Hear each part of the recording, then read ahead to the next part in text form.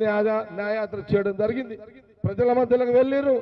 ఆ రోజు మహాత్మా గాంధీ గారు కళ్ళలను మళ్ళీ ఈ రోజున రాజకీయ పార్టీ మరి ఇవాళైతే ఏ రకంగా అయితే వాళ్ళ అధికారం కోసము ఈ రోజు మరి మనకు గొడవలు పెట్టి వాళ్ళ అధికారం కోసం ఏ రకంగా దక్కాలని చూస్తారో దాన్ని రాహుల్ గాంధీ గారు మహాత్మా గాంధీ మార్గంలో హింసకు అవకాశం ఇవ్వకుండా అహింసా మార్గంలో ఈ రోజు రాహుల్ గాంధీ గారు మహాత్మా గాంధీ గారి యొక్క సిద్ధాంతాలను ఇప్పుడున్న యువతకు మరి ఇప్పుడున్న ప్రజలకు అందరికీ తెలిసే విధంగా వారి యొక్క జోడో యాత్ర కొనసాగుతూ చేయడం జరిగింది.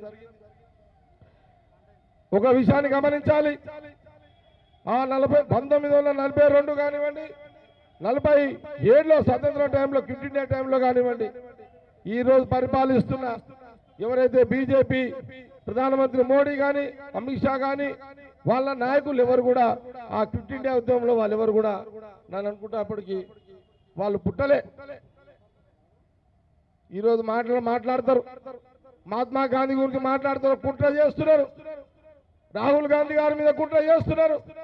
దేశ స్వాతంత్రం కోసం, దేశ ప్రజల కోసం త్యాగాలు చేసిన కుటుంబాన్ని దెబ్బతీయడానికి రాజకీయంగా కుట్రలు చేస్తున్నారు. రాహుల్ గాంధీ గారిని వాళ్ళ ఆస్తులు దారాదత్తం చేసిన చరిత్ర వాళ్ళ కుటుంబం.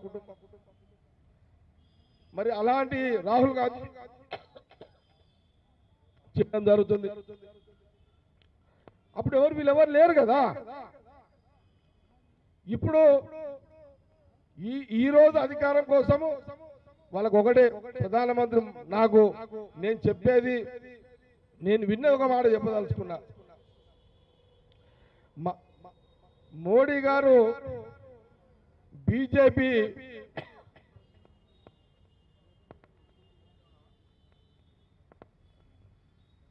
ఎంత దిగజారుడు పరిస్థితి వచ్చిందంటే, ఒకానొక సందర్భంలో వాళ్ళు ఎక్కడ కూడా మీడియాలో లీక్ కాకుండా మహాత్మా గాంధీ గారి యొక్క చిత్రము, వారి యొక్క ముఖాన్ని మనము నోటు మీద, మన రూపాయి మీద లేకుండా చెయ్యాలని ఒక కుట్ర కూడా చేసింది చరిత్ర వాళ్ళకి. ఇలాంటి కుట్రలు కుతంత్రాలతో దేశంలో బీజేపీ పార్టీ ప్రభుత్వం పాలిస్తున్నది. వాళ్ళ కుట్రలు కుతంత్రాలు, వాళ్ళ మత రాజకీయాలు, ఆ వ్యవస్థ రాజకీయ పార్టీని అంతమొందించడమే, ప్రజలను మేలు చేయడము, ప్రజలు క్షేమంగా ఉంచే విధంగానే పోరాటం చేయడమే కాంగ్రెస్ పార్టీ మరి రాహుల్ గాంధీ గారి యొక్క వారి యొక్క ప్రయత్నం. ఇది దేశ ప్రజలు గమనించాలి, తెలంగాణ ప్రజలు గమనించాలి. అధికారం కోసం ఎప్పుడు కూడా కాంగ్రెస్ పార్టీ ఏ పని చేయదు. ఆ కుటుంబం రాహుల్ గాంధీ గారి కుటుంబం కాదది, వాళ్ళ త్యాగాల కుటుంబం. ఆనాటి క్విట్ ఇండియా కాలం నుంచి తీసుకుంటే మహాత్మా గాంధీతో పాటు, నెహ్రూ గారితో పాటు వీరి కుటుంబం అంతా కూడా త్యాగాల కుటుంబం అంతా కూడా, ప్రాణ త్యాగాలు చేసిన కుటుంబం ఇది కాంగ్రెస్ పార్టీ వాళ్ళ. ఆ కుటుంబం అంతా కూడా ఇప్పుడు కూడా ఆ కుటుంబాన్ని రాజకీయంగా దేశ రాజకీయాల ఉనికి లేకుండా చేయాలని ఒక ప్రయత్నం చేసినప్పటికీ మొన్ననే దేశ ప్రజలు బుద్ధి చెప్పారు. అందుకే ప్రధాన ప్రతిపక్ష పార్టీగా రాహుల్ గాంధీ గారిని మళ్ళీ పార్లమెంట్ లో కూర్చోబెట్టారు. ఈ మొన్న ప్రతిపక్ష నాయకుడు రాహుల్ గాంధీ గారు అక్కడ కూర్చున్నారు అంటే రానున్న కాలంలో వచ్చే ఎన్నికల్లో ఈ దేశ ప్రధానిగా ప్రజలు రాహుల్ గాంధీ గారు చూడాలని వారిని ప్రతిపక్ష నాయకుడుగా కూర్చోబెట్టడం జరిగింది. ఇది గమనించాల్సిన విషయం.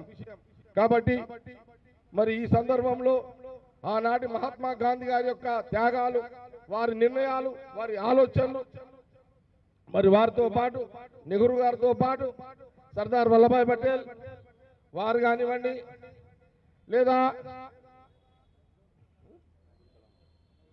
మౌలానా అబ్దుల్ ఆజం గారు, అట్లాగే మరి ఇంకా అనేక మంది మహానుభావులు, మహానాయకులు.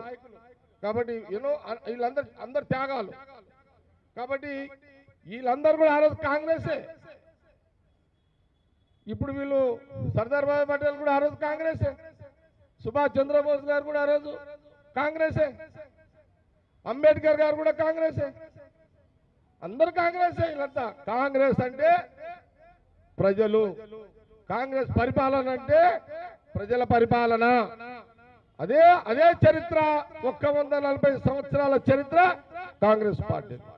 కాబట్టి మనము మహాత్మా గాంధీ గారి అడుగు జాడల్లో మన కాంగ్రెస్ పార్టీ కార్యకర్తలు, సేవాదళ కార్యకర్తలు, కాంగ్రెస్ పార్టీ నాయకులు, కార్యకర్తలు అందరం కూడా మనమందరం రాహుల్ గాంధీ గారి, మహాత్మా గాంధీ గారి వారి యొక్క అడుగు జాడల్లో మన రాహుల్ గాంధీ గారి నాయకత్వంలో, సోనియా గాంధీ గారి నాయకత్వంలో, ప్రియాంక గాంధీ గారి నాయకత్వంలో, ఖార్గే గారి నాయకత్వంలో మనము ప్రజల క్షేమం కోరే కాంగ్రెస్ పార్టీ కార్యకర్తలుగా, నాయకులుగా ముందడుగు వేసి దేశ ప్రజలు, రాష్ట్ర ప్రజలను వాళ్ళ క్షేమాన్ని కోరే విధంగా మనం చేసే ప్రయత్నాలు ఇలాగే కొనసాగిస్తూ ముందుకు మనం అందరూ కూడా పనిచేయాలని మీ అందరూ కూడా